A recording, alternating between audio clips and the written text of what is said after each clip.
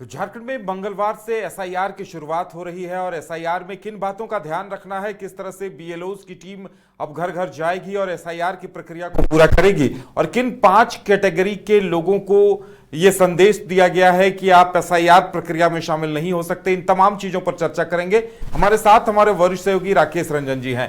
Rakesh ji, SIR की प्रक्रिया मंगलवार से शुरू हो रही है, क्या कहेंगे इस बारे में? क्योंकि एक काफी दिनों से इंतजार हो रहा था इसका और चुनाव आयोग तैयारियों में भी कई महीनों से जुटा हुआ था। जी हाँ, आखिरकार वो दिन आ गया जबकि अब आज से एसआईआर की प्रक्रिया पूरी तरह से जो है सुचारू रूप से शुरू होने जा रही है। और देखिए, पहले जो है मैपिंग करने की कोशिश की गई है, लेकिन जिनकी मैपिंग नहीं हो पाई है वो अभी भी 2003 की जो वोटर लिस्ट है उसके ज़रिए जो है वो मैपिंग करवा सकते हैं। लेकिन देखिए, ख़ास क्या है, जब बीएलओज आपके घर आएँ तो क्या करना है। तो देखिए, सबसे महत्वपूर्ण बात है कि काम बहुत है।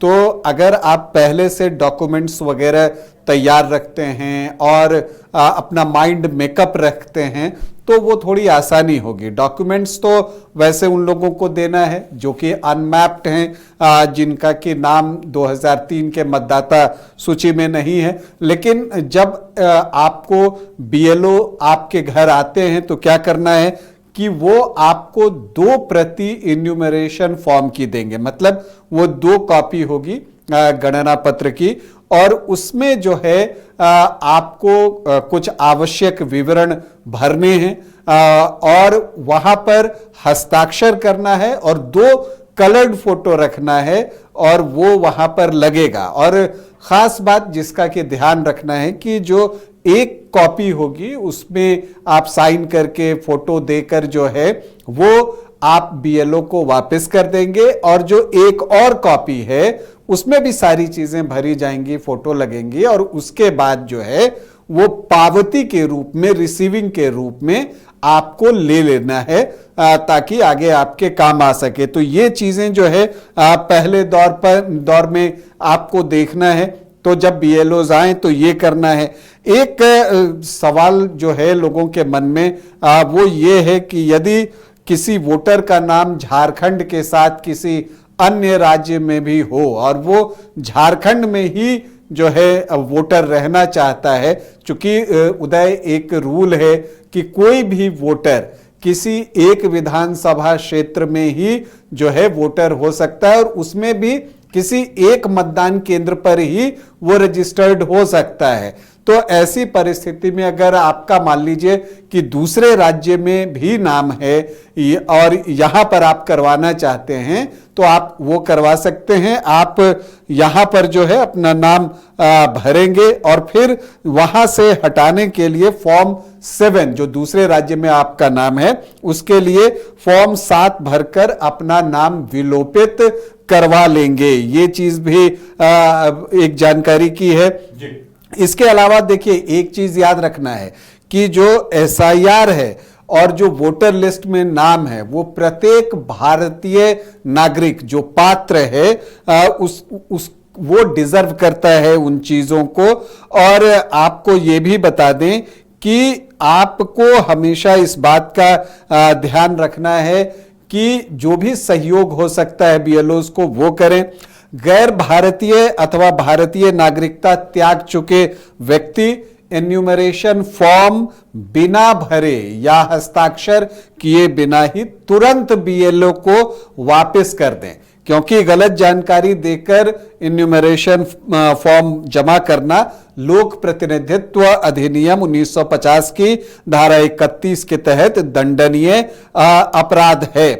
अब एक बात देखिए, इसमें जो है वो ये है कि आपको प्रवासी श्रमिक और जो बाहर पढ़ रहे हैं स्टूडेंट्स वो क्या कर सकते हैं, तो प्रवासी श्रमिकों और बाहर पढ़ रहे छात्रों के परिवार के सदस्य ECI NET पोर्टल या ऐप के माध्यम से फॉर्म भरकर डिजिटल रूप से बीएलओ को भेज सकते हैं। तो ये एक चीज है। इसके अलावा voterco.jharkhand.gov.in पर 2003 की वोटर लिस्ट, मतदान केंद्र, बीएलओ की जानकारी और अनमैप्ड वोटर्स की सूची भी आप देख सकते हैं। इसके अलावा देखिए, यदि आप पात्र भारतीय नागरिक हैं और आपका नाम वर्तमान वोटर लिस्ट में नहीं है तो फॉर्म 6 और घोषणा पत्र के साथ जन्म तिथि के अनुसार स्वयं अथवा माता/पिता या स्वयं के साथ माता पिता दोनों का दस्तावेज आपको देना होगा।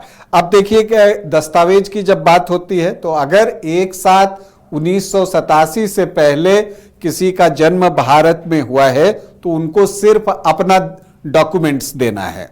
यदि 1/7/1987 मतलब जुलाई 1987 से 2/12/2004 के बीच भारत में जन्म हुआ है तो स्वयं के साथ माता अथवा पिता में से किसी एक का डॉक्यूमेंट्स देना होगा। और 2/12/2004 के बाद भारत में जन्म हुआ है तो वहां पर आपको स्वयं के साथ माता एवं पिता दोनों का दस्तावेज देना होगा। अब एक और चीज है कि यदि आपका जन्म भारत से बाहर हुआ है और आपके माता पिता भारतीय नागरिक हैं तो आपके जन्म वाले देश में स्थित भारतीय दूतावास से जारी जो जन्म प्रमाण पत्र है वो जमा करना होगा। और यदि आपके माता पिता भारतीय नागरिक नहीं हैं तब अगर आप वोटर लिस्ट में जुड़ना चाहते हैं तो आपको भारतीय नागरिकता पंजीकरण का प्रमाण पत्र जो है वो देना होगा। और जो महत्वपूर्ण पहलू है कि यदि नाम गत जो एसआईआर हुआ था 2003 में उसमें वोटर लिस्ट में है तो कोई डॉक्यूमेंट्स नहीं लगेगा। और खास बात यह है कि अगर उसमें आपका नाम है तो वो जो विवरण है वो आपके बच्चों के अभिभावक प्रमाण के रूप के लिए भी पर्याप्त है। तो इसीलिए जो है इन चीजों का ध्यान रखना है। तो आज से उदय एक जो झारखंड में एसआईआर की प्रक्रिया जो है वो शुरू होने जा रही है और 29 जुलाई तक ये प्रक्रिया चलेगी जिसमें कि इन्यूमरेशन फॉर्म भरा जाएगा। तो उसके लिए जो वोटर्स हैं वो तैयार रहें। 2 कॉपी आपको मिलेगी, एक भरकर देना है, 2 कलर्ड फोटो तैयार रखें।